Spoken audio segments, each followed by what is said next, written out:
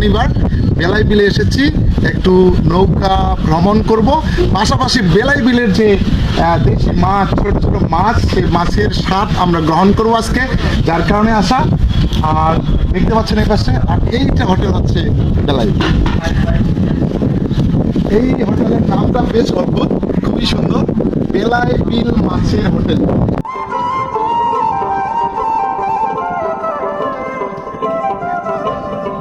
মাছ, তাই না?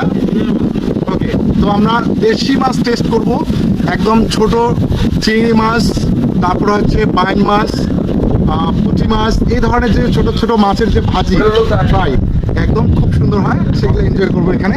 তবে তার আগে বোটিং করব। আর আমরা যে নৌকা ভ্রমণ করব, ছোট ছোট নৌকা, এখানে বড় কোনো ট্রলার নাই। হ্যাঁ,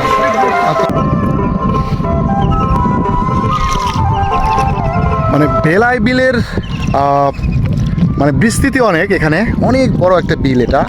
এটা বিভিন্ন জায়গায় ছড়িয়ে ছিটিয়ে আছে। হয়তো বিভিন্ন গাজীপুর শহর থেকে যখন কালীগঞ্জ উপজেলার দিকে একটু আসবেন, তখন দেখবেন বিভিন্ন জায়গায় জায়গায় আসলে এই বিলটা ছড়িয়ে আছে। অর্থাৎ এই বেলাই বিল শুধু এই জায়গায় না, শহরের পাশে কালীগঞ্জ উপজেলার চারপাশে এটা বিস্তৃত হয়ে আছে, বিভিন্ন প্রান্তে ছড়িয়ে ছিটিয়ে আছে। মানে চারপাশে বিল আর মাঝে মাঝে দেখবেন গ্রাম, এই ধরনের একটা পরিবেশ।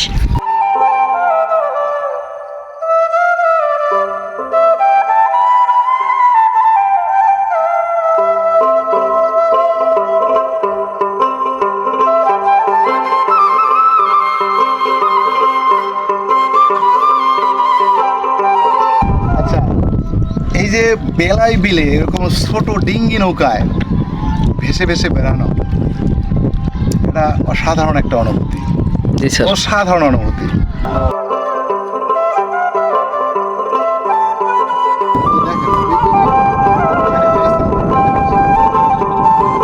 এরকম শাপলা থাকবে, শালুক থাকবে, তারপরে কচুরিপানা ফুল থাকবে, জল থাকবে, বিস্তীর্ণ জলরাশি, সব মিলেই হচ্ছে বড় হাওর বাউল বিল।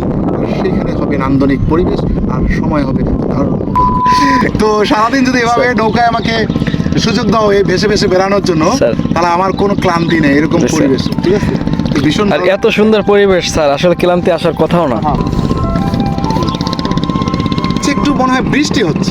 জি স্যার, বৃষ্টি হচ্ছে, বোঝা যাচ্ছে ওদিকে একটু বৃষ্টি হচ্ছে। জি স্যার, তাই এদিকে আর বেশিক্ষণ থাকার সুযোগ আর নাই।